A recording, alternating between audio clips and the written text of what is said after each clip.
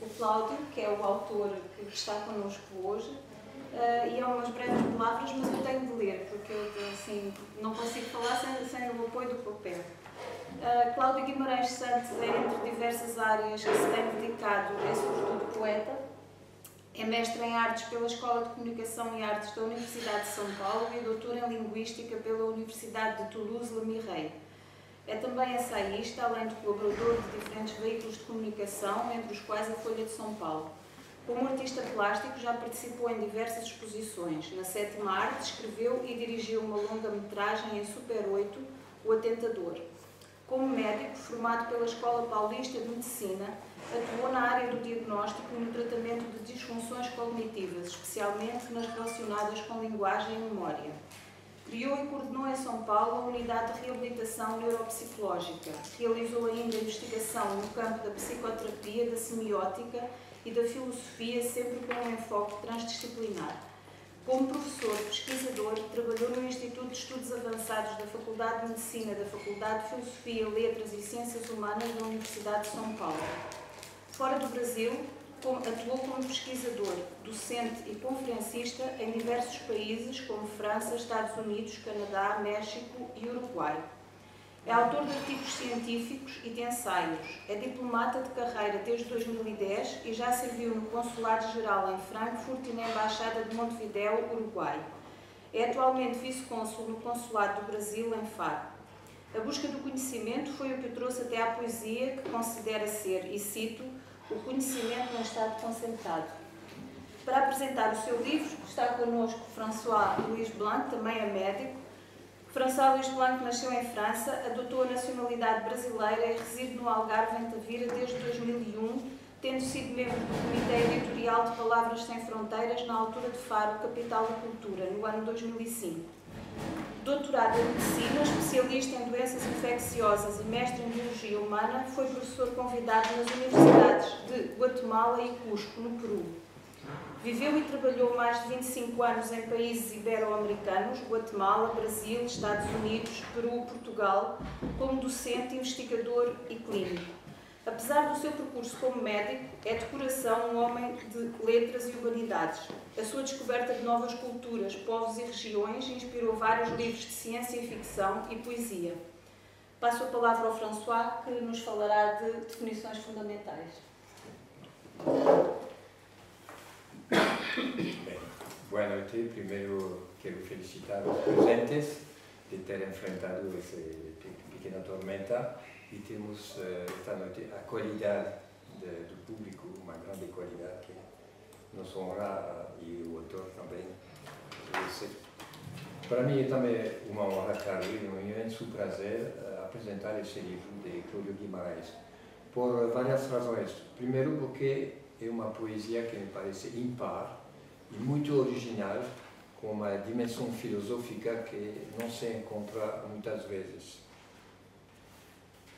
E também isso me levará a falar em certo momento de neurolinguística, que eu sei que Cláudio estudou também de maneira aprofundada e que talvez será uma parte de debate possível um pouco fora das pistas habituais da poesia. Também devo dizer outra razão que me dá muito prazer fazer essa apresentação. Cláudio é brasileiro e eu vivi 15 anos no Brasil. É um país que nos agarra quando a gente vive nesse país bastante tempo e é muito difícil de se curar do poder desse país, da magia, como vou falar depois, da magia das palavras. O Brasil tem sua própria mágica. Bom, não vou apresentar de novo Cláudio, porque o Paulo já o fez. Eu quero me concentrar principalmente na obra e no livro e em certas poesias que podemos ler.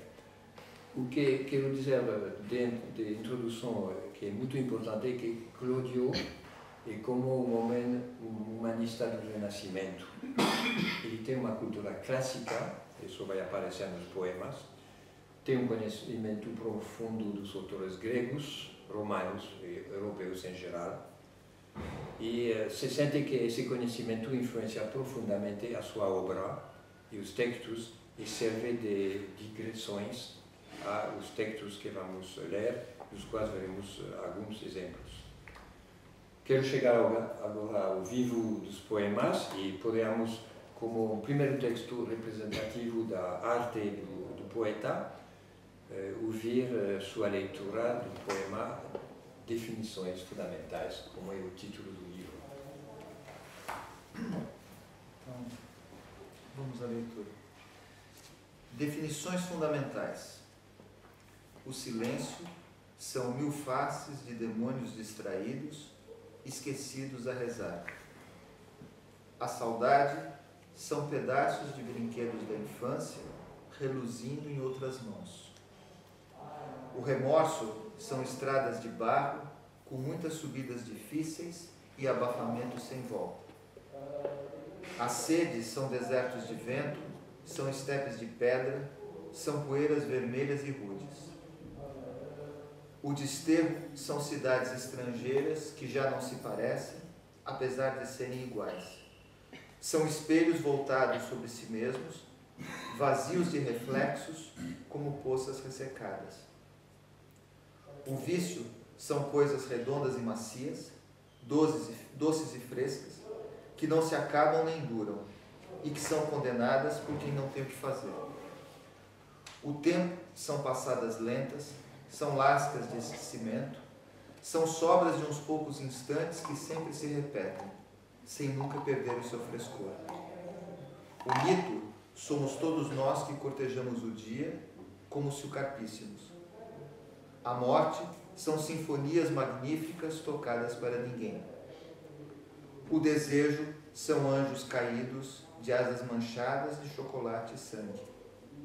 O poema são pequeninas chamas iluminando os lábios risonhos dos deuses quando a noite canta. Obrigado.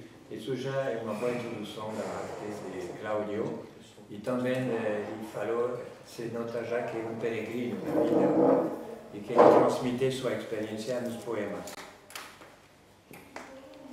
A poesia é um choque de imagens, com sensações, sentimentos e emoções, e encontros de tempos contraditórios, dicotomias conflituais, como é na poesia Buchenwald, onde o horror do presente se confronta com as referências culturais do passado na Alemanha, na República de Weimar, terra de Bach, Goethe, Schiller, Beethoven, Nietzsche. Dicotomias que já dão um grande impacto na leitura. Na poesia a seguir Requiem, eu leio ecos dos poemas de Quevedo. Eu leio uma parte: a morte esteve contigo desde o início de tudo, desde que o cosmos nascente começou a envelhecer. Quevedo disse mais ou menos a mesma ideia, que estamos mortos no dia, começando a morrer no dia que nascemos.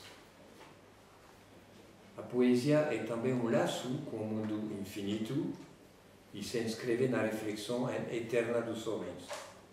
E o poeta, como um xamã, falo do xamã porque eu estudei muito esse fenômeno, é um personagem que é um intermediário entre os homens comuns, o povo, e os deuses.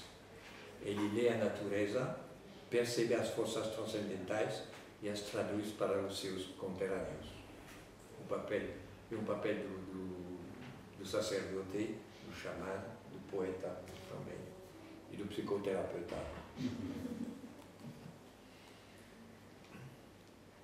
Como nas palavras de Claudio, o poema são pequenas chamas iluminando os lábios risonhos dos deuses quando a noite canta.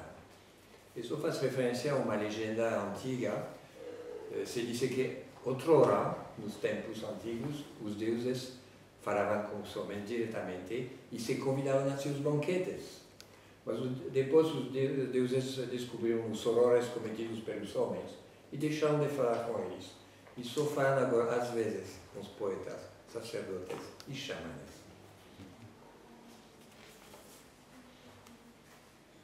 Outra característica da poesia de Cláudio é seu caráter encantatório, como uma litania, de qual podemos ter um exemplo no poema Cumpleaños, que vou pedir a Cláudio ler.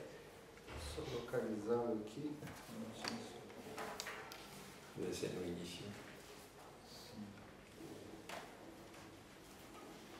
O título está em espanhol, mas o poema foi escrito em português.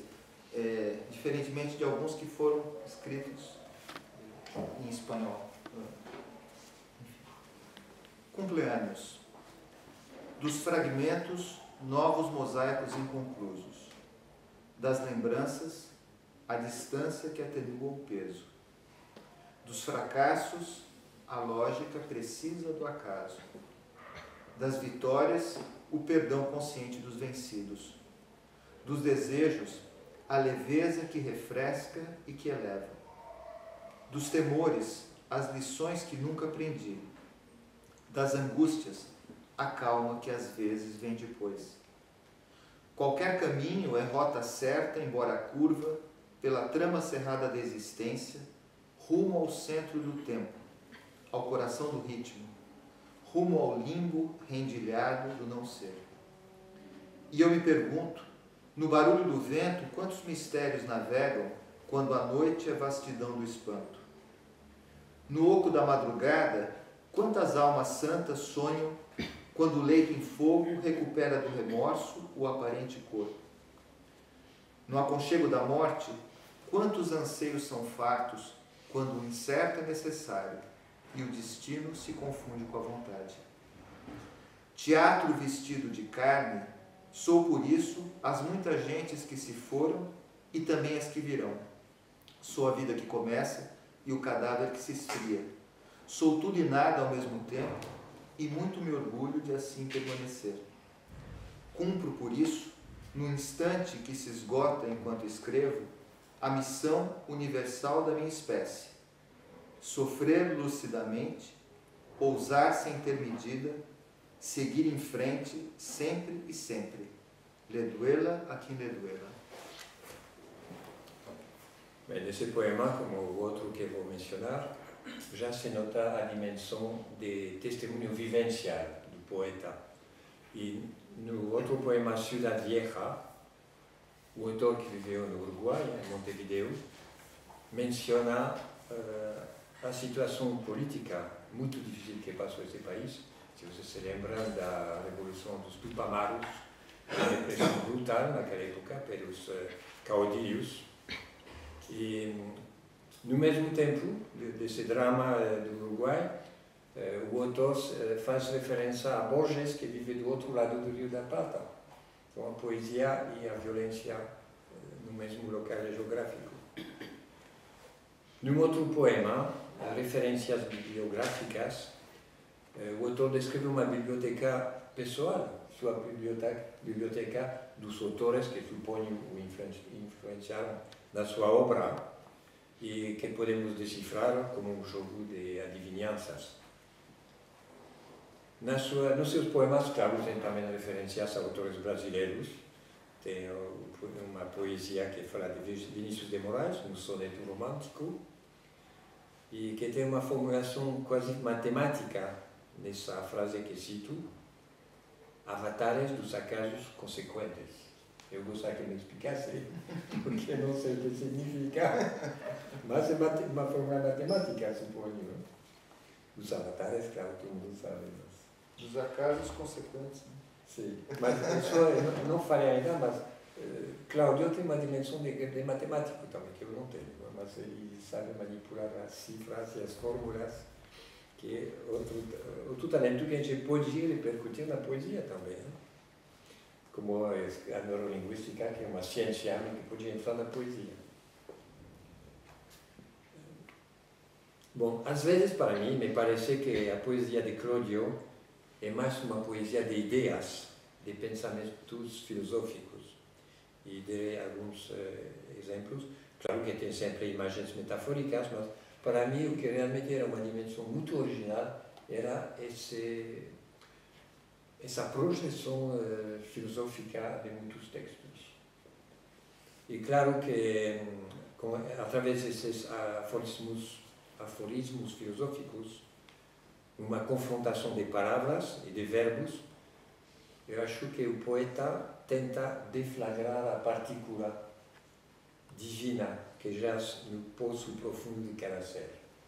E na poesia tem uma procura dessa significação profunda da vida e da linguagem, do logos.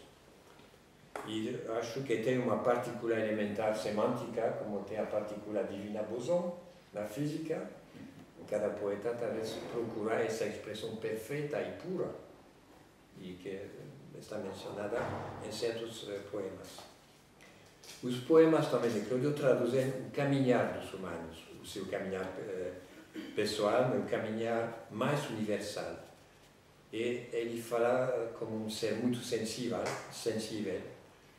na margem da vida, às vezes, com seus sentimentos, desvaios, esperanças, anêlos de amor eterno, a dimensão espiritual ou mística também. Ele pode falar de Romeu e Julieta, de Deus, da influência dos santos, Santa Teresa de Ávila, que está mencionada, Abelardo e Heloísa também, Tentações de Santo Antônio. Entra tudo esse mundo místico, religioso também na poesia de Cláudio. E tem também a religião brasileira, no poema A Velha Deusa, que acho, provavelmente, essa é uma questão que faço a Cláudio, evocar os antigos cultos africanos no Brasil, a Umbanda, a Macumba e a adoração da deusa Iemanjá, que é muito importante. No 31 de janeiro, na praia do Rio, todos vestidos de branco, que vão tomar banho e fazer oferendas à deusa Iemanjá. Isso é realmente um grande símbolo brasileiro. E ele fala dessa deusa, ela perfumada de mistério, maculada de história. Assim, se torna uma dimensão religiosa para salvar um poeta que é um ser fragmentado, estourado às vezes por tantas experiências, deslocações, adaptações a mundos e culturas diferentes. Essa é a dimensão de peregrino universal, que eu entendo porque também tive uma vida assim de viagens incessantes. Um ser também que fica um eterno adolescente, e se diz que o poeta só pode ser poeta se guarda dentro de si uma criança. A vida da criança, do filho. E antes de falar do filho de Gabriel de Cláudio, eu gostaria que lesse o poema Balanço, de página 61.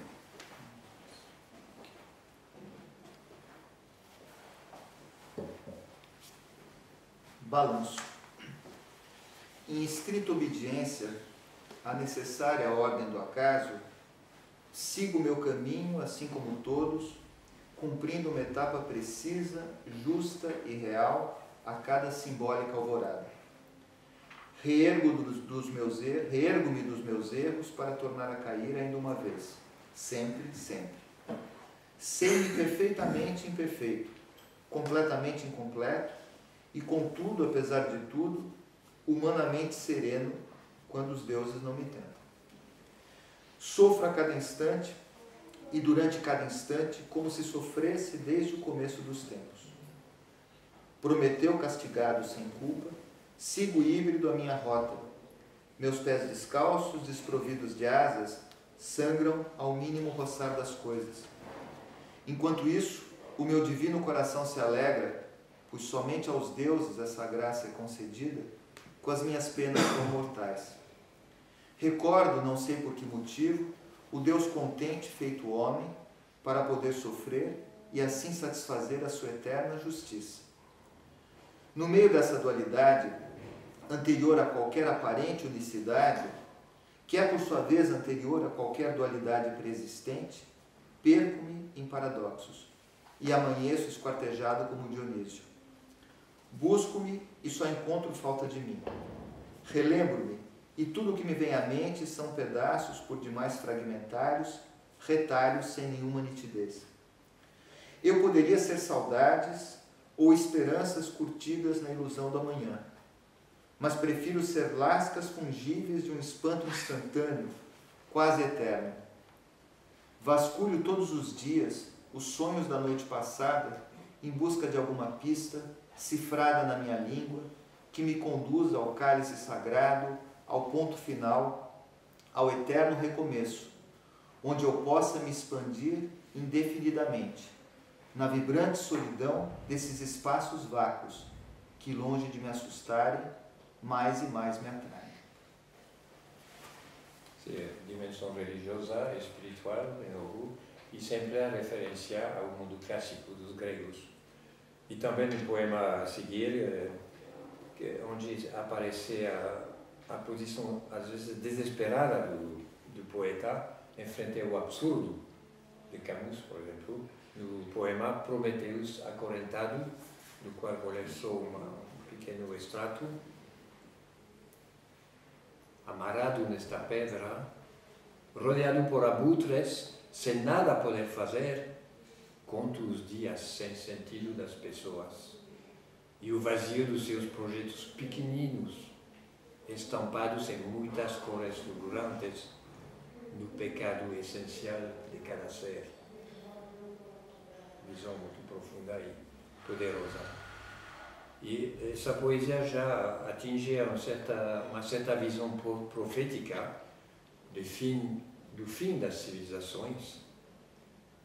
Hoje, em frente do hedonismo imediatista das pessoas atuais, vanitatum et omnia vanitas, isso de novo se verifica hoje.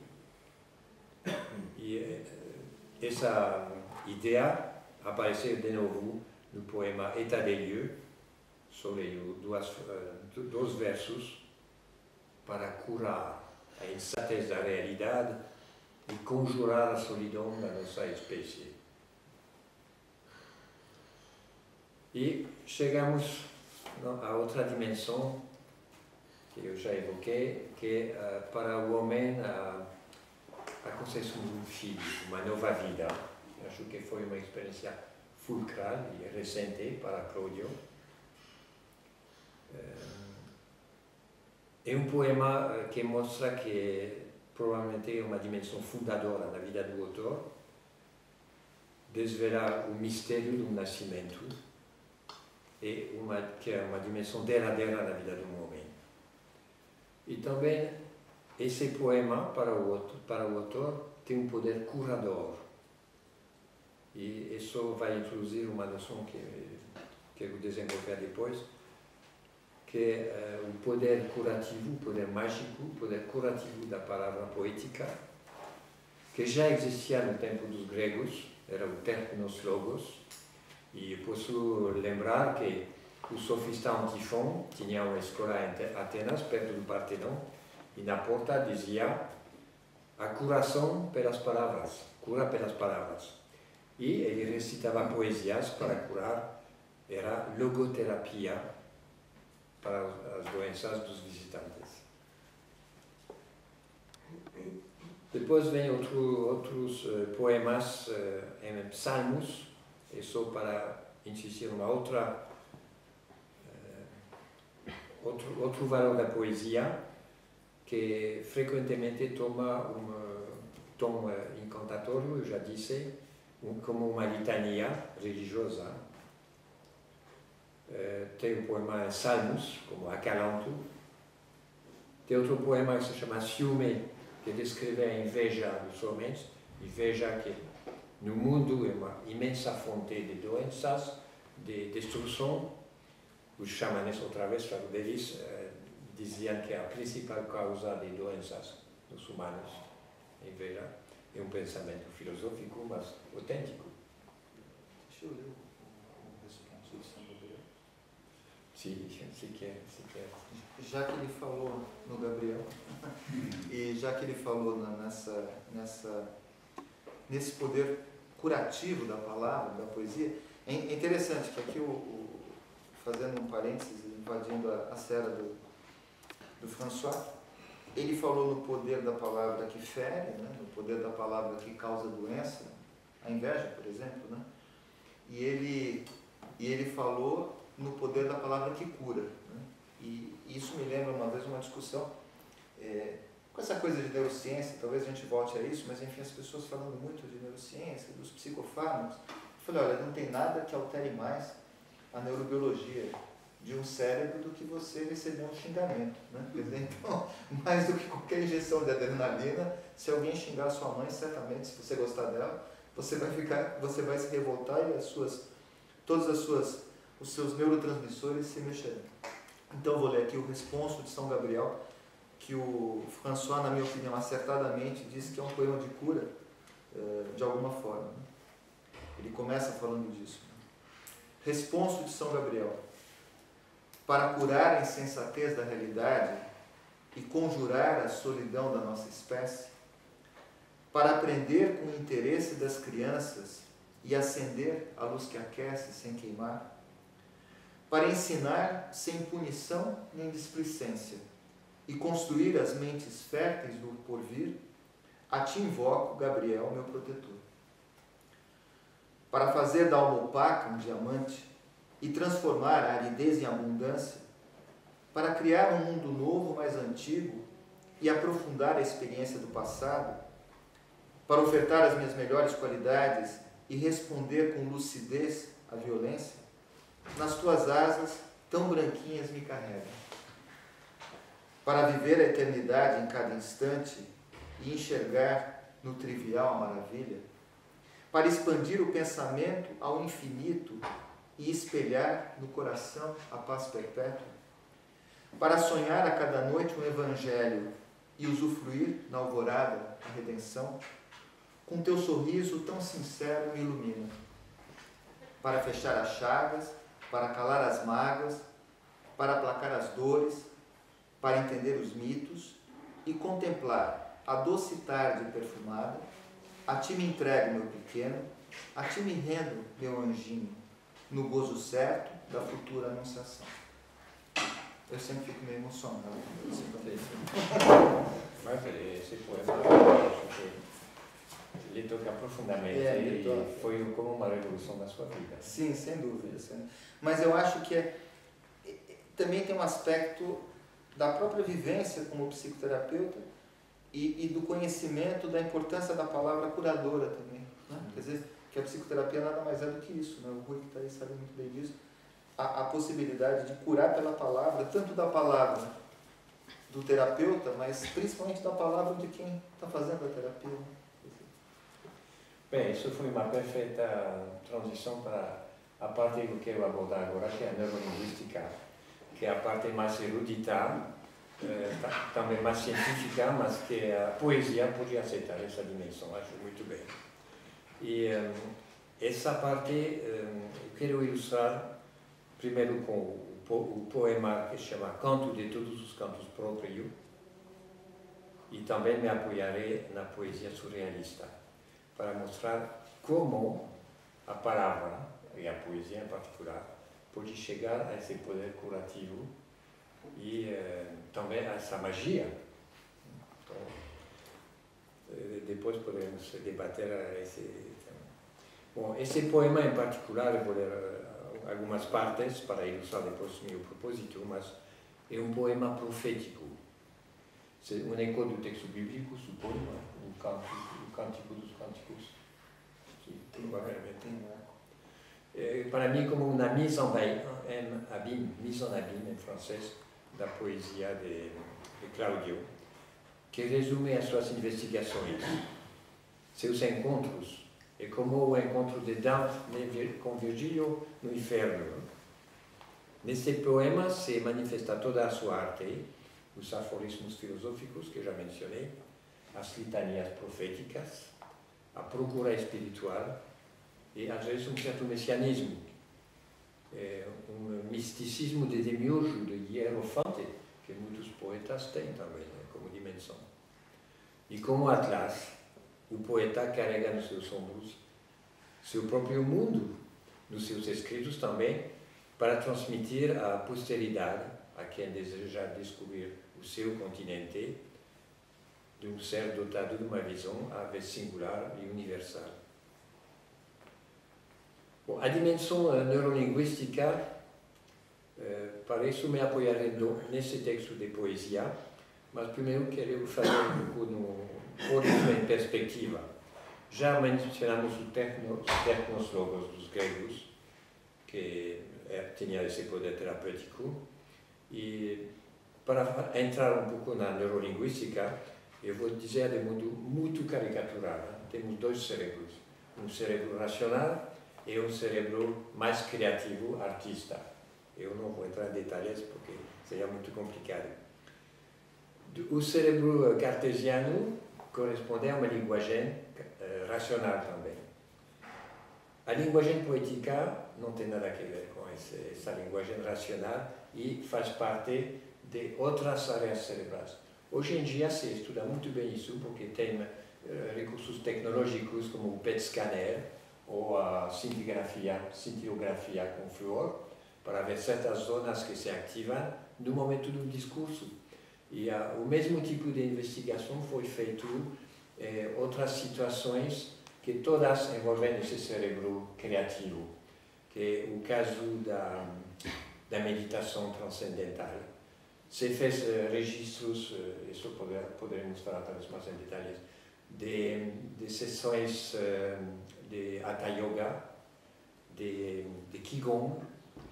Se registrou ondas cerebrais também em caso de danças com transe, dança sufi, em recitação ou orações, como orações budistas. Teve num monastério de Kubota, no Japão, se fez em recitação de mantras ou de sutras islâmicas também, e de meditação, estado de meditação religiosa se fez também em monges cristãos, e muito caricaturalmente, por exemplo, no eletroencefalograma, se verifica que no cérebro, nesses estados irracionais, tem um registro de ondas tetas lentas que são as mesmas que as ondas do sono. Também na hipnose, o estado hipnótico também corresponde a esse mesmo tipo de estado cerebral. E podemos seguir depois o caminhamento de uma palavra ou de um fragmento de poesia dentro do cérebro. Vai entrar no cérebro, claro, como um estímulo sensorial, como um polvo, eu diria, com projeções que vão a diversas partes do cérebro, e principalmente a amígdala, não é a amígdala da garganta, mas a amígdala cerebral, que é o centro que concentra as emoções no cérebro, e também vai se ramificar depois no hipocampo, eu diria que é um pequeno cavalo dentro do nosso cérebro, onde se gravam nossas lembranças. E também depois há projeções da frase poética no lobo pré-frontal, que é o manager da nossa mente, que também integra todas as sensações. Bom, isso é muito caricatural, não posso entrar muito em detalhes. Mas é só para mostrar que a palavra poética, como os outros discursos irracionais, passam por outras vias e outro tipo de cérebro fora da zona racional. Não falo nem de subconsciente, isso já é outra discussão. Mas a psicanálise também, claro, entra nessas explicações. Mas não vou entrar, talvez eu estava rindo quando o François falou da amígdala, porque eu presenciei esse episódio, estava no primeiro ano da faculdade de medicina, e nós temos duas amígdalas, uma amígdala, o nome técnico é tonsila, né? E a amígdala do hipocampo, que é uma estrutura importante para fenômenos emocionais, afetivos, etc. E um colega dormiu durante a aula, justamente, durante a aula de anatomia, e acordou quando o professor estava acabando de falar da amígdala. Ele levantou e falou: Mas eu tirei as minhas. Sabe o que acontece? Só para... E o problema é que é uma das primeiras zonas afetadas pelo Alzheimer. Isso estamos desviando agora. Bom, é só para voltar à poesia. É muito interessante porque os surrealistas já tinham esse conhecimento empírico, porque, vocês sabem, usaram a escrita automática no estado entre vigília e sono e fizeram muitas criações. E depois descreveram muitas figuras, que vou mencionar agora, da poesia surrealista, da qual eu acho ainda sofremos a influência. A famosa alquimia do verbo, de André Breton. E a linguagem se torna então surgimento caótico de solfejo primordial. Aí vem a música também. Se trata de uma explosão ou combustão verbal. Isso foi a expressão de Vacher. E, por exemplo, tem essa frase de Breton. Não, sua frase que ilustra isso. Olha lá. Fui sepultado no epicentro das origens, na carcaça das geleiras hidrografado a fogo. Foi uma imagem muito forte e que ilustra a poesia surrealista. É uma imagem, se chama stupéfiant imagem francesa, como uma imagem produzida debaixo da influência do ópio. E claro que na poesia tem muitas imagens que vêm dos sonhos, que vêm também das alucinações, às vezes, tudo isso que é um mundo irracional, e que é a fonte da criatividade, que não é o raciocínio que não nos cria nada, se isso é para a matemática. E Breton então fala de palavras em liberdade, Aragon falava de memória que bate as cartas, e tudo acaso vem, são imagens, fragmentos de memória, de palavras, de experiências que surgem assim do cérebro, nesses estados de semivigília, semisono. Blanchot falava de centros de atividade mágica, Ezra Pound falou de concretismo inseminador. Inseminação para mim é como esse polvo que entra com suas ramificações na circunvolução límbica. Eliot falou de desautomatização da linguagem e desusos linguísticos. Então estamos totalmente fora da ciência neurolinguística, no mundo extra-racional. E Hawkins falou de sprung rhythm, mas isso já é mais o ritmo e a música da poesia, que claro, sempre deve ter para ter esse poder quase alucinatório, hipnótico da palavra.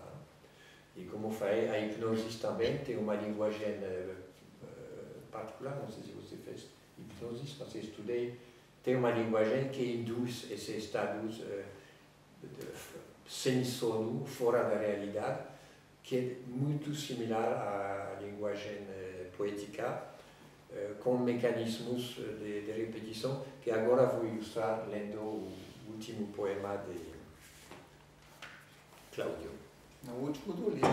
Do livro. Brincadeira. Até os próximos dos outros livros. Então, canto de todos os cantos próprios. E vou usar esses textos como ilustrações do propósito que eu tinha da magia da palavra. Na primeira parte que vou ler, vai se notar essa dimensão irracional, quase espiritual, mística, e ao ponto que agora tem uma especialidade que se chama neuroteólogos, que você conhece também, que é estudar. Bom, o texto começa assim: como quase não há vozes que ainda ousam recordar a agonia do vazio e a diária incompletude, parto em busca das origens do remoto Criador para adorá-lo da maneira que merece, sem limites, sem medidas, sem razão. Oh, vai meu grito, oh, vai meu canto, que sou meu porquê e próprio. Mas não o lanço unicamente de mim mesmo, pois concebo muito além do que conclamo. Miro a raça dos deuses derrotados e dos heróis sem nome, a humanidade. Miro a queda de Lúcifer e a dor de Prometeu. Miro as garras das bacantes desmembrando Dionísio e chorando o sangue raro do esperado Marco Zero. Esse último verso, para mim, é típico da estupefiante imagem do poder e da técnica de encanto da palavra, de fascínio e de hipnose. Outra parte que eu ler, porque o poema é largo, mas Macunaíma aparecia, vez por outra, descendo os rios das longas terras de Bolívar, que desaguavam sobre a minha escrivaninha. Aqui vemos outra técnica do surrealismo, e que é uma técnica de poder da palavra, que é criar um efeito de surpresa, com o insólito, imagens bizarras, que desorientam o auditor e induzem uma investigação dentro dele, uma reflexão interior, que também é parte de quase uma indução hipnótica. Sigo o texto. Seu riso agudo despertava os meus convivas, sua esperteza desafiava os mais sabidos, pois transformava a realidade em brincadeira e a brincadeira novamente em realidade, e essa mistura apimentada em ironia. E o sonho louco, recheado de tristeza, revelando sutilmente a essência do Brasil.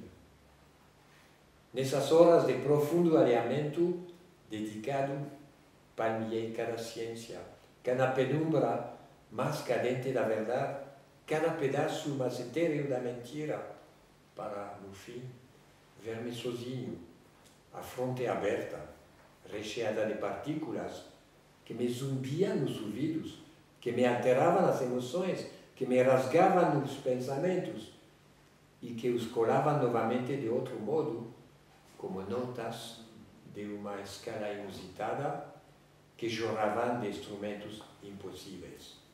Aí vem a ideia do solfégio caótico.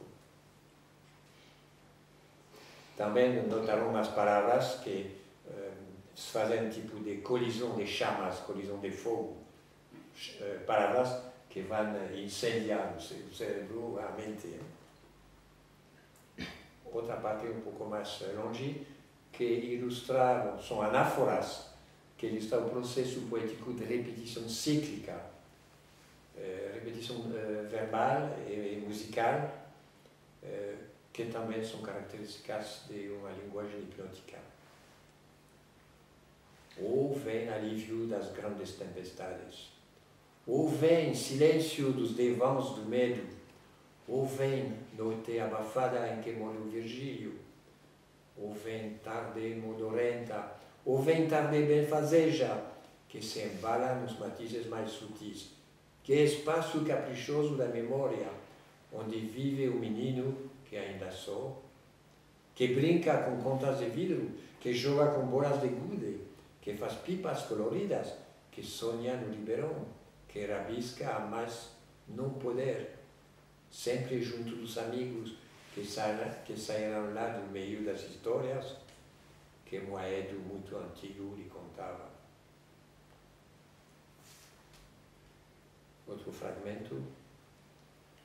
Aos cimos, ordeno eu, aos cimos mais nevados, aos abismos oceânicos, aos horizontes sem fim, para longe minha alma gêmea, para longe desta gosma amortecida em que a vida aprisionada escurece toda a luz. Oh podridão das ninfas estupradas, oh desgraça da Grécia apodrecida, oh fontes secas, oh castalha empoeirada, oh Emília sem cabeça sobre o colo de Lobato, oh saudade de vultos, oh anelo de heróis, oh vontade de sombras angustas, oh volúpia de vozes rugosas, nem um pouco veludosas, ou desejo de textos impecáveis, de palavras enlaçadas como amantes, despejadas sem receio das gargantas, que cantam em preces, que rezam em cânticos, festejando o milagre da poesia. Ó hereticos do mundo, ó filhos do desterro, tende piedade dos que rolam pela vida, dos que se fartam do banal e do grosseiro, dos que cedem ao clamor da populaça, dos que gozam de prazeres vãos, dos que são partos para o nada, dos que são rotas para o nunca. Aqui se notou a repetição cíclica e a música, o ritmo, que pertence ao poder mágico da palavra. E, enfim, a última parte desse poema, e o poema recriou, de cima a baixo, um excesso de universos, bem mais vastos, bem mais fortes, bem mais aleatórios. Sobre a cabeça, o céu estava claro. Sob os dois pés, o chão estava firme. Fiquei atento e tudo estava quieto. E tudo estava como tinha de ser, em paz. Lindo poema. Obrigado. Bom, para concluir logo, outra vez de maneira caricatural, eu quero resumir. Tem vários tipos de artes. A arte clássica é feita de simetria, de equilíbrio. Arte grega, por exemplo. A arte romântica se apoia mais em emoções e sentimentos. E a arte moderna, como o surrealismo, era onírica, hipnótica, feita de esboços, também de ensaios psicanalíticos. Hoje montei a arte conceptual, mas disso não falarei. Nesse âmbito, a arte poética de Cláudio, eu diria que pertence aos três registros. E como hoje se fala de neuroteologia, também ele alcança uma dimensão espiritual. Talvez à procura daquela partícula divina da palavra, como o boson da poesia. E eu diria que é nesta universalidade que se reconhece o grande poeta. Ele não pretende, como alguns, revolucionar e reinventar a literatura, a técnica poética, fazer tabula rasa de tudo que foi feito antes, numa tentativa patética de refazer o mundo à arte, como fizeram vários grupos em istas, surrealistas, dadaístas, claro que aportam uma nova pedra, mas era um pouco patético também. Eu penso, como Cláudio, que os clássicos gregos, os romanos e os homens da Renascença já inventaram todas as formas de expressão artística, literária e poética. E acredito, como Cláudio Guimarães, que o artista deve inscrever-se numa continuidade com o passado artístico, clássico. Como na lei da matéria, nada se cria, tudo se transforma.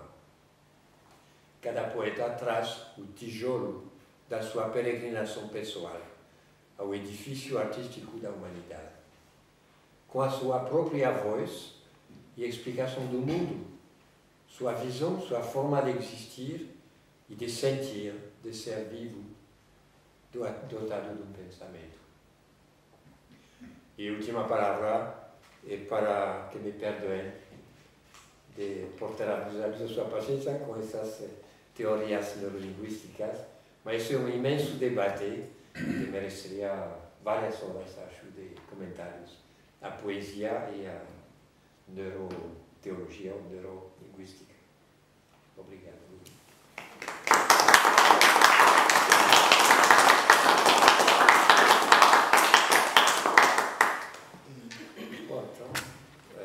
A porta está aberta para um debate. Sim, já que gostaria de ouvir as pessoas que estão aqui, que quisessem comentar alguma coisa sobre vejo lá o Fernando Cabrita, enfim, pessoas que...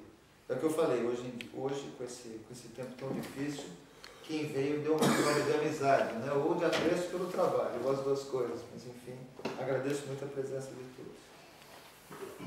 E agradeço especialmente ao François por essa apresentação que levanta tantos...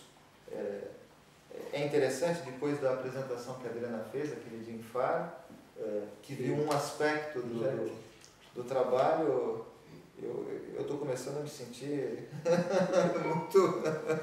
muito bem tratado aqui em Portugal. Daqui a pouco está na hora de ir embora para me acostumar. Mas é muito interessante esse olhar informado de outras pessoas sobre o que se faz, né? Porque muitas vezes o François tem razão quando ele diz que muito do que se faz, e hoje a gente sabe disso muito bem, sabia o tempo todo, né? Mas enfim, são verdades que a gente tem que descobrir de novo para se convencer delas. Muito do que fazemos é inconsciente, né? E na literatura, na escrita de poemas, isso acontece, pelo menos no meu processo de trabalho, é muito assim. Eu já falei da outra vez em Faro, repito aqui, eu sinto que os poemas eles são formados como se eles amadurecessem, como se fossem frutos, né? Tanto que, para colher os frutos desse livro, foi uma escolha pessoal de notar que alguns desses frutos estavam maduros e poderiam figurar numa coletânea, mas outros poderiam ter sido colhidos, porque eu escrevo muito em paralelo, escrevo muito ao mesmo tempo vários poemas, e que ficam lá, às vezes, durante semanas, durante meses, durante anos. Talvez essa seja a maravilha da poesia, enfim, ou do trabalho literário, quando ele não tem uma relação direta com a necessidade de publicação ou de sobrevivência, enfim. Eu acho que o trabalho acaba tendo o amadurecimento que determina o autor, né? E eu acho isso, pelo menos aqui, eu me sinto um demiurgo, né? Quer dizer, se há defeitos, etc., a culpa é minha ou do meu inconsciente, porque eles foram produzidos do jeito que eu pensei e achei que eles deveriam ser. Eu nunca admiti nem admitiria. Eu ouço sempre as críticas e sempre incorporo muita coisa do que eu ouço, mas interferência nos escritos eu nunca admiti. Então a culpa aqui, a gente lê muito nos prefácios, não, o que tiver de bom é meu, é dos outros, o que tiver de ruim, né? No caso aqui, o que tiver de bom, o que tiver de ruim, se deve a mim. Mas é interessante, eu sempre tento fugir disso, mas acabo voltando ao mesmo lugar. Durante muito tempo, eu me policiei enfim, para dizer, olha, eu faço tal coisa, ou eu sou médico, ou eu sou diplomata, ou eu sou, enfim, pesquisador, ou sou artista plástico. E uma vez um amigo me disse, um amigo terapeuta também, ele falou, olha, Cláudio, se reunissem várias pessoas que te conhecem de vários lugares numa mesma sala, elas não iam saber que estão falando da mesma pessoa, né? Porque você se mostra, né? E um dia eu resolvi assumir essa confusão, ou essa fusão, ou essa complexidade, e no fundo, eu acho que a poesia é um dos poucos lugares onde isso tudo pode desaguar numa espécie de síntese.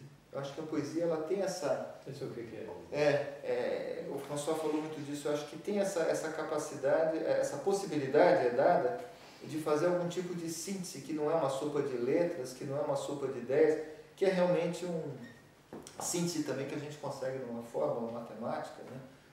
Enfim, existem vários paralelos entre a matemática e a poesia, entre a matemática e a música, a gente poderia, né? Mas essa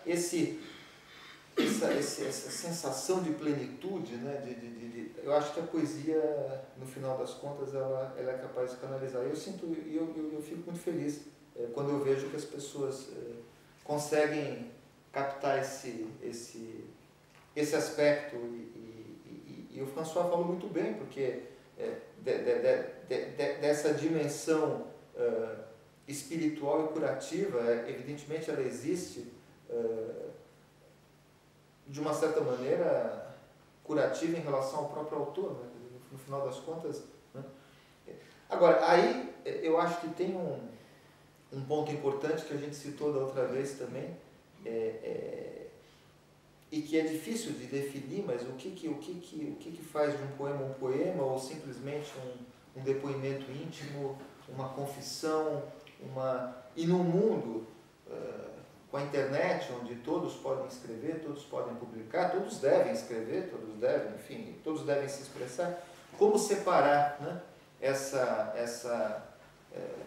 já que nós estamos perdendo de uma certa maneira, eu discuti isso outro dia, a capacidade do juiz estético, né? Quer dizer, eu acho que o politicamente correto extrapolou a dimensão do puramente político, invadiu o campo do juiz estético, e hoje em dia até é perigoso alguém falar gosto disso ou gosto daquilo, né? Quer dizer, não, você deveria gostar, porque isso, né, isso é novo, isso é bom, isso é antigo, ou porque isso foi feito por determinada etnia, ou porque isso foi feito por alguém desvalido socialmente, assim por diante. Quer dizer, a gente perdeu a capacidade de simplesmente do fato bruto e básico que os fenomenologistas chamavam tanta atenção para isso.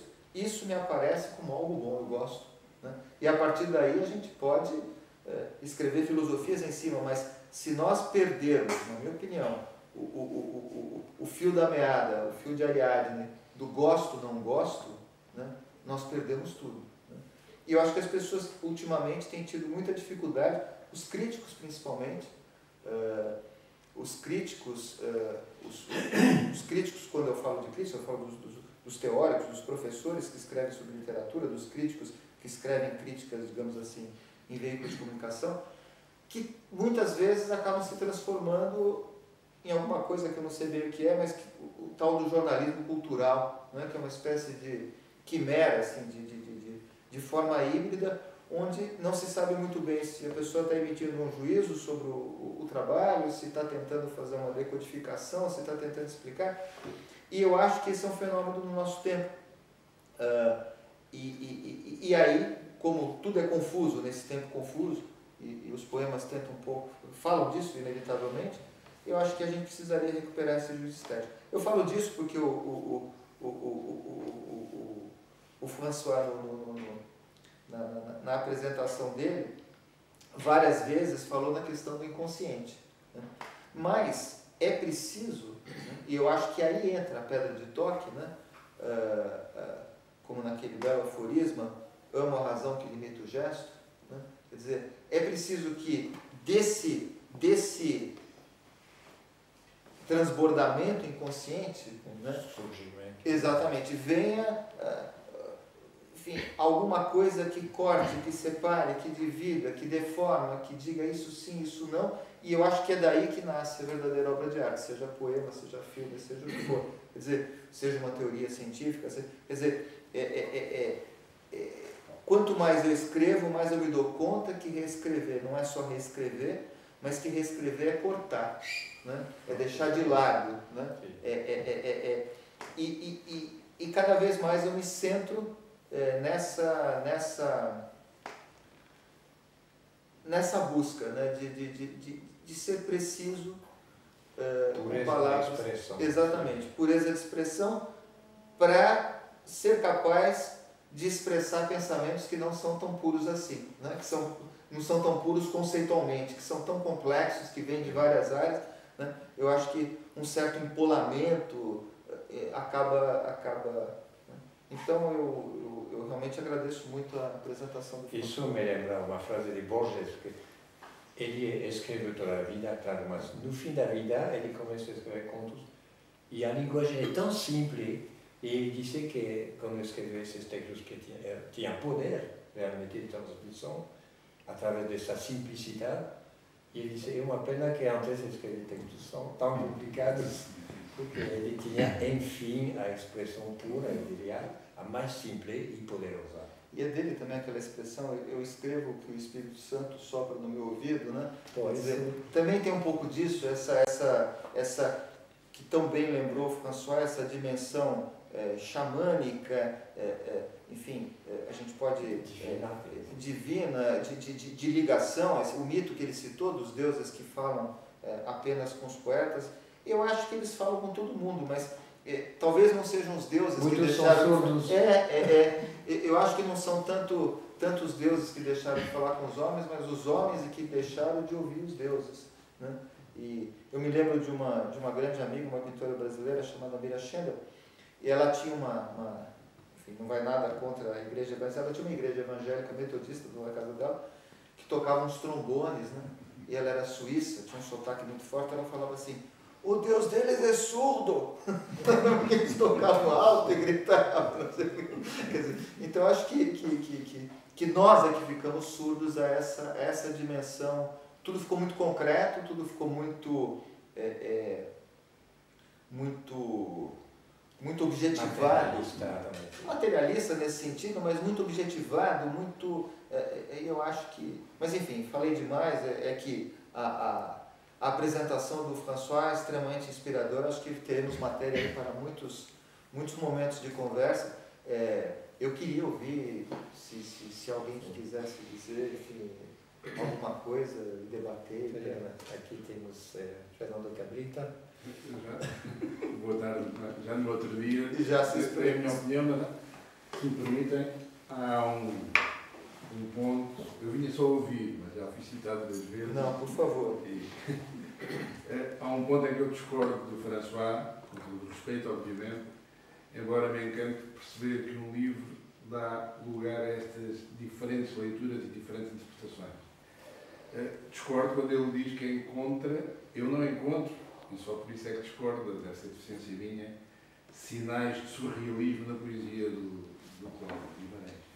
Eu penso que a poesia dele é, acima de tudo, uma poesia muito culta, e a grande vantagem da poesia culta é que convoca um leitor culto ou um leitor que se quer cultivar e que se tem que cultivar para perceber.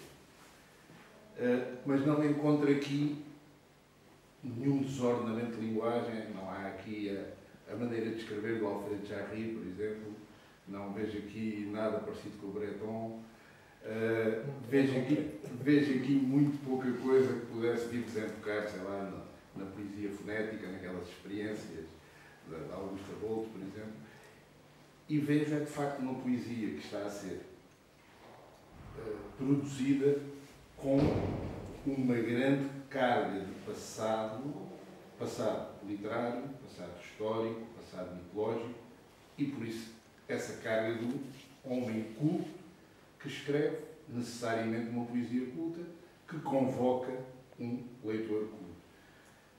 E toda a poesia está recheada de citações. Citações que não são citações, são sugestões. Quando o François vê no Canto a mim próprio, ou o meu próprio canto, já não me lembro do título, o Cântico dos Cantos, o canto de todos os cantos próprios. Eu vejo aqui um pescar de olhos ao Walt Whitman. O canto a mim mesmo, aliás, vê-se aqui na quinta linha, não o lanço unicamente de mim mesmo. E também se volta aqui a falar, descendo os rios das longes terras de Bolívar que desaguavam sobre a minha escrivaninha. Isso é uma gente surrealista. Como o guarda-chuva, enquanto o guarda-chuva na mesa...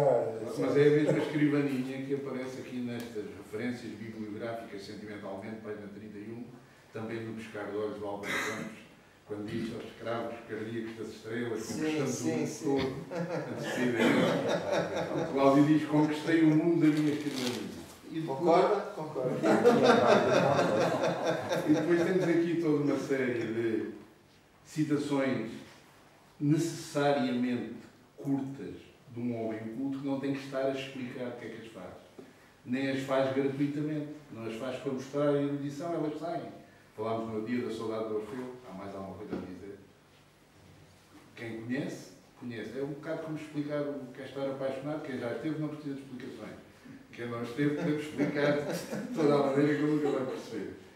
E, portanto, toda esta forma como é exposta à sua maneira de ver o mundo através dos conhecimentos que arrasta consigo. Dos conhecimentos, como o Borges dizia, o Espírito Santo, que é uma musa universal.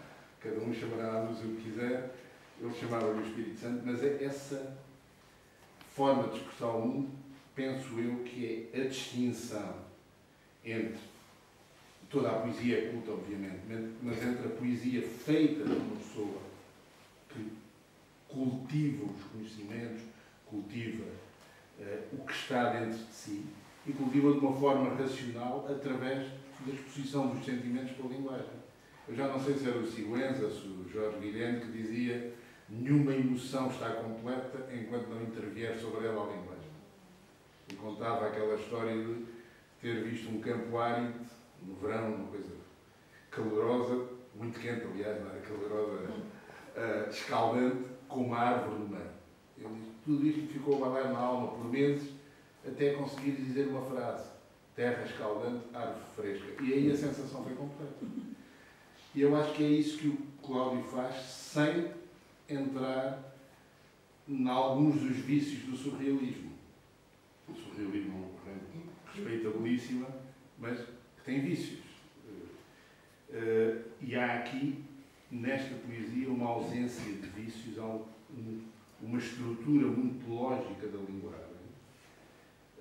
Porque a palavra em si pode ser utilizada de qualquer maneira. Pode-se fazer, descrever a mesma coisa por um tabelião, uma escritura notarial, por um historiador, por alguém que escreve um livro técnico, por um prosador ou por um poeta. E esta necessidade de contenção, que o Cláudio faz muito bem, obviamente pode ser levada ao limite. Há aqui um poema seu, que é também uma referência ao João Cabral de Melo Neto, penso eu. Há uma ponte no meio do caminho, que é uma pedra para quem não quiser atravessar, penso que é qualquer coisa assim, não sei dizer. Exatamente. Como falámos outra vez, o Abelard, Je t'aime, I don't you, a Luísa, cá está aquele castigo que é imposto ao Abelard. De facto, só o Gainsbourg é que o terá traduzido em música nos nossos tempos. E de facto, esta forma como vai conseguindo conter a linguagem, obviamente estamos muito distantes daquilo que eram as flash fictions, não é? Aquilo que se dizia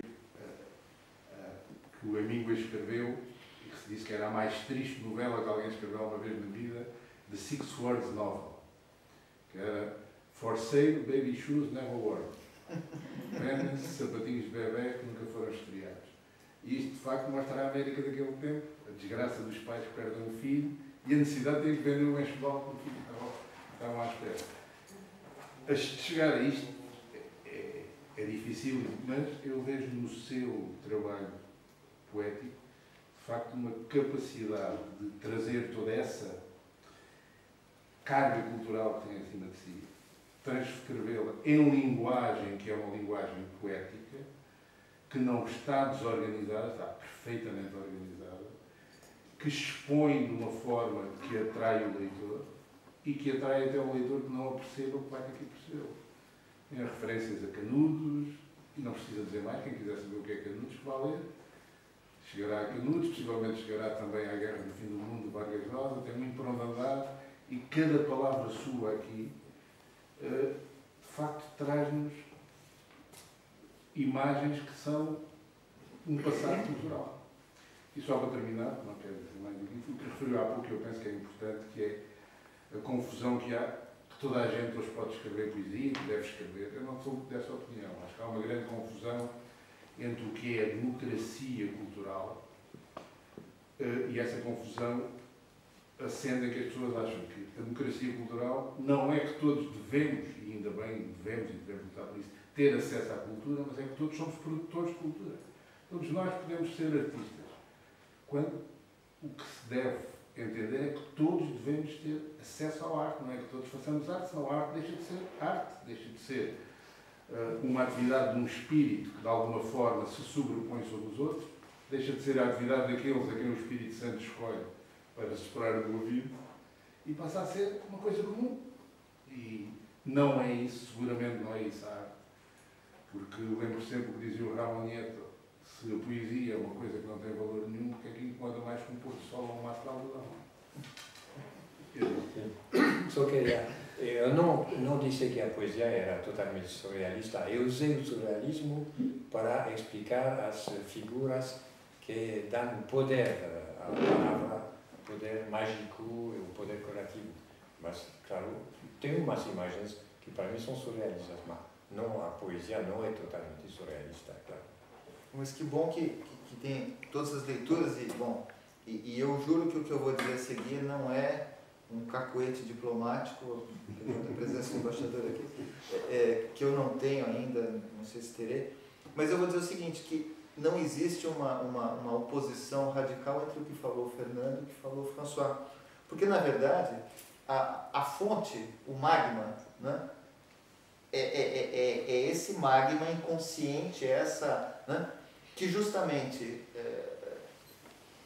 por alguns é ouvido e transformado, e aí entra essa, digamos assim, esse trabalho, essa capacidade, esse poder, seja lá como se chame, de transformar aquilo que é informe em alguma coisa que tem forma, né?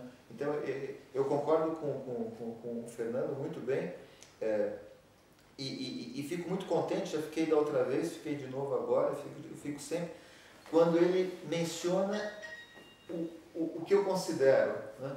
A gente nunca sabe o que o autor pensa, o próprio autor não sabe o que ele pensa, mas nesse caso eu sei, né? O papel que ele atribui às menções, podemos dizer citações, eu não gosto de citação porque hoje em dia citação acabou sendo um rótulo da arte contemporânea. Não, eu fiz um filme à maneira de Woody Allen, que cita um pouco Buñuel, que cita um pouco o trabalho do Chan. Compreensões. Não, eu chamo de menções ou remissões, né?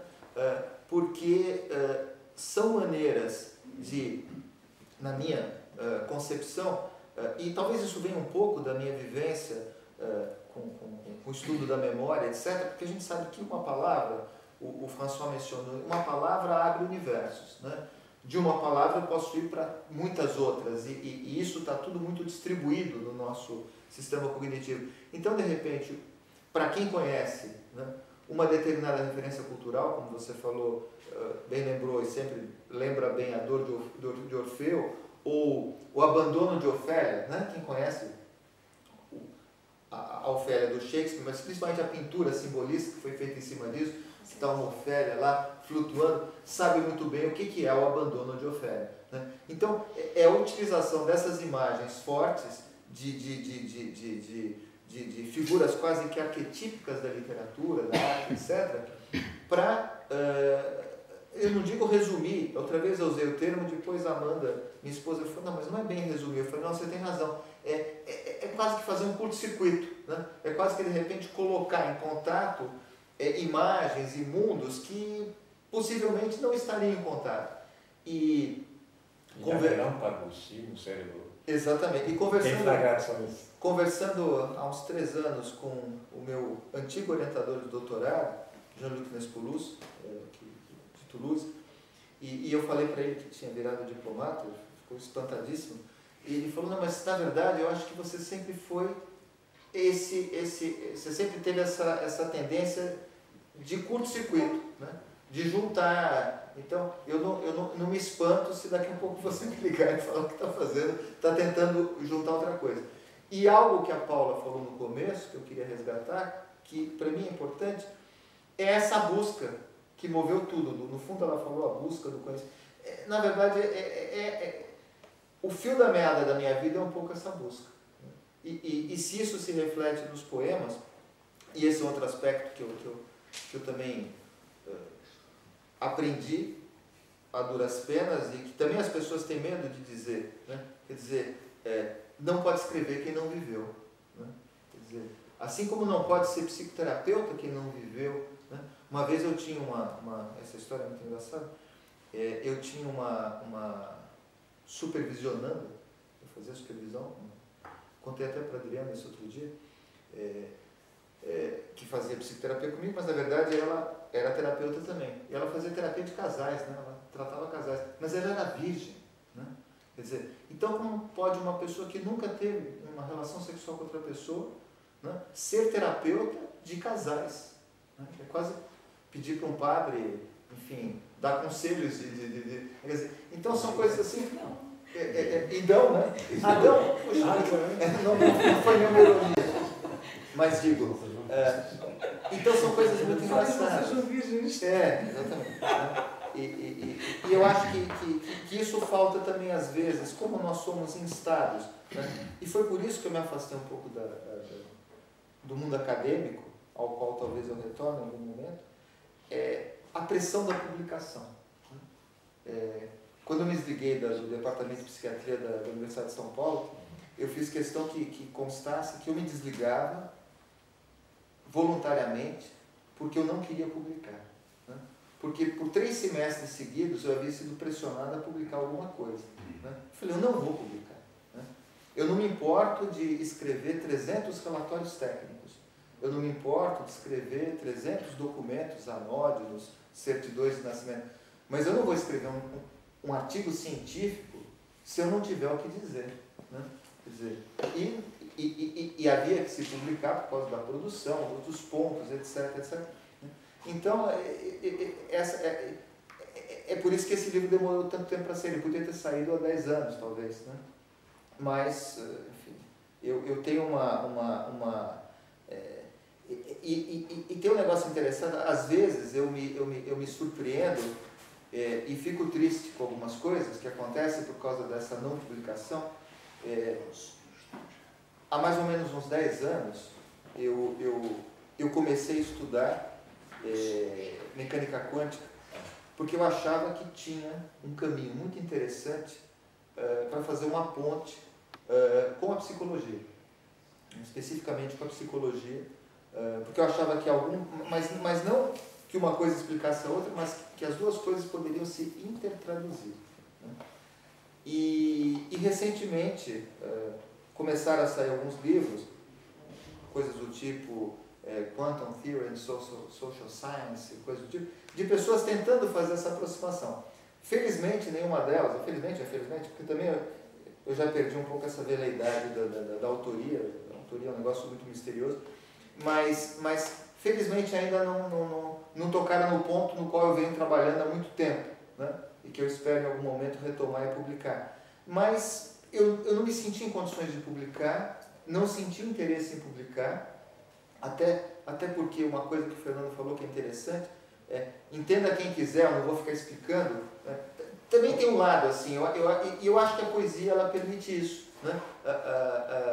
Essa liberdade que eu acho que está sendo perdida no mundo acadêmico e que está sendo perdida no mundo literário, né? Porque nós estamos vivendo um pouco, e isso já foi perdido no mundo das artes visuais, né? Porque a gente vive a era dos curadores, né? Os curadores que se sentem mais importantes do que os artistas, né? E na literatura, a gente tem agora os editores, os agentes literários que se sentem mais importantes do que os escritores, né? São aqueles que mexem no texto e falam, não, publique assim, faça assado, porque assim vai vender. Eu vi de perto, foi uma das coisas que a diplomacia me proporcionou, a Feira de Frankfurt, né? Que parecia mais um mercado persa do que propriamente um evento literário, né?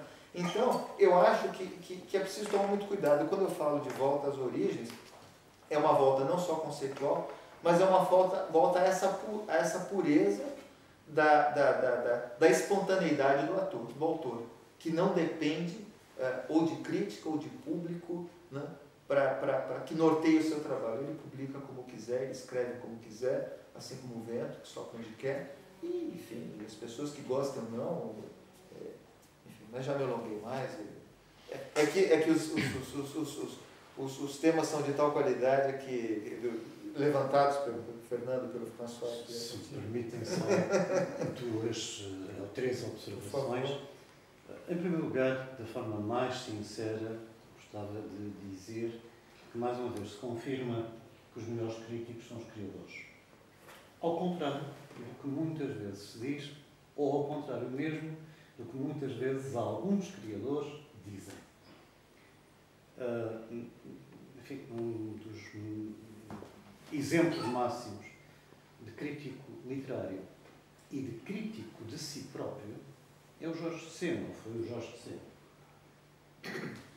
Exemplo claro de nunca ninguém escreveu melhor sobre a poesia do Seno do que ele próprio.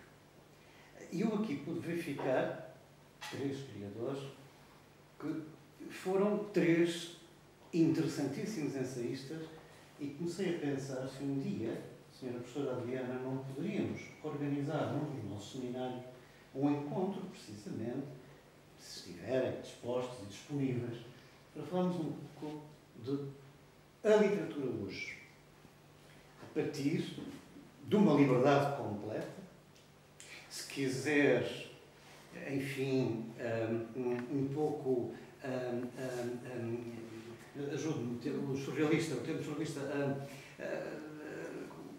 a escrita automática, se quiser, lançando pensamentos automáticos, mas centrando-nos evidentemente num conjunto de aspectos.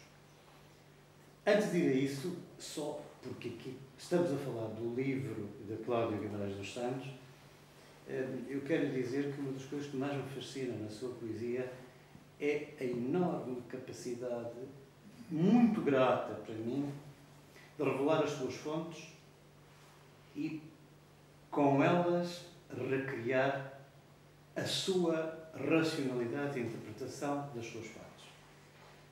Devo-lhe dizer que é fascinante para mim ler alguns poemas que me remetem para o eco imediato que pretende claramente que eu reconheça e que às vezes até com a musicalidade do próprio poeta ou escritor a que se refere, essencialmente poetas, a que os criar. Até o próprio Vinícius, conseguindo nesse poema quase que me fazer cantar. E devo dizer que isso é uma das coisas que mais me fascina. Evidentemente que está ligado ao que disse. Temos um poeta culto, cheio de referências, que não nega as suas influências e com elas joga. É óbvio que, eu entendi que não queria dizer que era um poeta surrealista.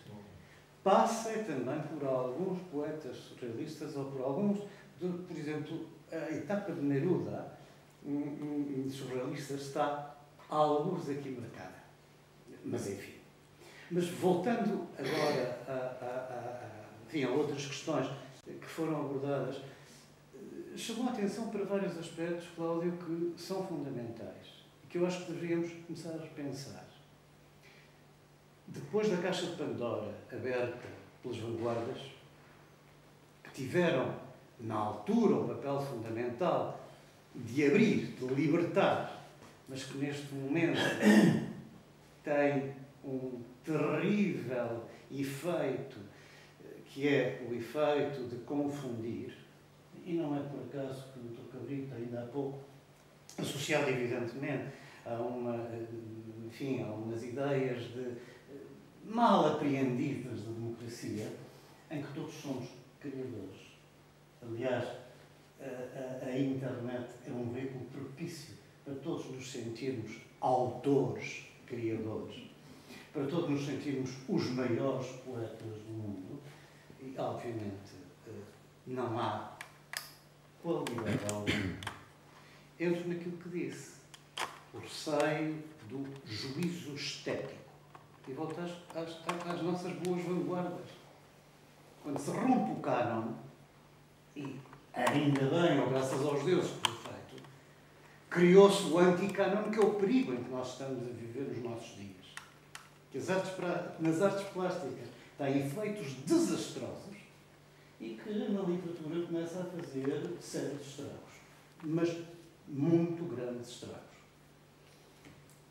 Concursos de poesia, hoje em dia, que antigamente, enfim, era dado a um conjunto de poetas, hoje em dia temos poetastros autênticos concorrerem e ficarem indignados por não verem a sua obra premiada ou, justo ou injustamente, em alguns casos, faz justiça em prémios ou não, mas não é isso que eu quero referir. Os autênticos poetastros, e ao mesmo tempo a pressão que exercem sobre a publicação das suas obras em papel, conseguindo, e aqui o poder autárquico também tem que ter uma certa cautela, conseguindo, através das autarquias, fáceis publicações. E acho que isso é um ponto que nós devemos, talvez, começar a morigerar. E começar de novo abandonando as teorias do texto, tão interessantes nos anos 70, quando estudava eu na Faculdade de Letras, mas tão perniciosas hoje, voltar outra vez a pensarmos, não digo que é a poesia como definição, mas a tentarmos separar aquilo que, sem qualquer receio, eu digo, tem qualidade ou não tem.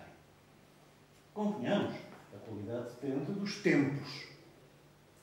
Ou seja, há uma valorização que depende muito dos tempos. Mas há uma qualidade que eu peço desculpa que me parece que é eterna, que transcende o próprio tempo. E é o que nos faz podermos ler o passado ainda hoje. Finalmente, agradeço-me ter aqui dito em voz alta o que está a acontecer na investigação científica. É outro dos grandes dramas, paralelo precisamente a este que mencionámos, de uma escrita não seletiva e de uma espécie de porta aberta para todos somos artistas. A necessidade académica de publicar está a ruinosamente também conduzir-nos a péssimos estudos. É por isso que hoje em dia tantos referees há para avaliar as nossas publicações. Criando-se às vezes também um outro monstro, um referee que sabe menos do que aquele que está a ser avaliado. Mas enfim, são tempos difíceis. Mas numa palavra, enfim, foi um encanto ouvir os poetas ou escritores que eu já conhecia, ouvi-los como críticos e aqui dizer que não vos faço o convite hoje, porque não sei quando é que poderemos organizar no seminário de doutoramento essa sessão, mas que vos gostaria muito de convidar, ou nós gostaríamos de convidar para um debate com alguns dos nossos colegas, os nossos alunos, sobre a literatura hoje. E finalmente, enfim, um cumprimento a esta biblioteca que já conheço há alguns anos e que sabe tão bem, não estou a ver, sabe tão bem organizar coisas com muita qualidade, sempre aquelas que eu organizei, que essa função. Muito obrigado pela oportunidade de passar esta boa fim de tarde convosco, chuvosa, mas magnífica. Fantástico. Bom, eu acho que, não sei se tem aí o nosso prazo, não serei eu a fechar a mesa, né? Eu só queria, passo a palavra para o François, só queria agradecer mais uma vez aos presentes, a presença do embaixador Igor Kipman, a presença do Pedro Ferreira, escritor da Universidade do Algarve, a presença do Fernando Cabrita, um poeta com quem nós temos tido aí já alguma possibilidade de discussão e de diálogo, de troca tão interessante, o François, enfim, a Adriana, que me deu a honra de me apresentar em Faro, de maneira tão carinhosa e tão explicativa, né? Enfim, a todos que estiveram aqui para mim é sempre muito bom perceber que as pessoas de alguma forma, que é o que todo mundo busca um pouquinho, saber que não está sozinho, né? Então, eu acho que essa é a grande lição. Muito obrigado, eu passo a palavra ao nosso Muito breve, vou agradecer a Paula, sempre que nos recebe com tanta gentileza e abertura de espírito, e quero só dizer, depois desse brainstorming, tivemos muita sorte de ter um brainstorming com uma muito erudita audiência auditor. E muito obrigado a todos pela sua presença.